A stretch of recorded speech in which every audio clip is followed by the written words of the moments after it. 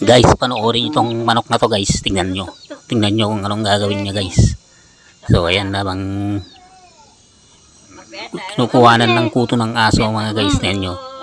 Panoorin nyo kung ano ang gagawin ng manok na to. Ayan no. O ayan guys. Tinatanggal niya yung kuto ng aso guys.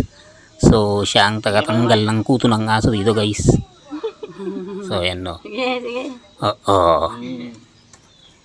Hindi mo na kailangan bunutin guys. Dahil siya na mismo ang bubunot dito guys. Yan.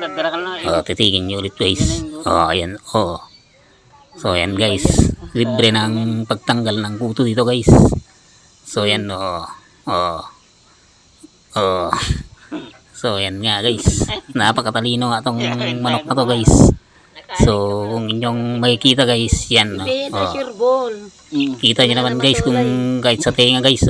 Kahit sa tenga. Tinatanggal nyo talaga guys. So ayan. So yun lang. Sasaktan yung aso. Yan nga guys. Ayan. So napakagaling talaga. Napakatalino. So yun lang. Sasaktan yung aso guys. Kasi medyo masakit siguro yung tuka niya guys yan. Pati dyan sa ulo guys. So, walang pinapatawad yan nga. Yan. Medyo malaki yata yan.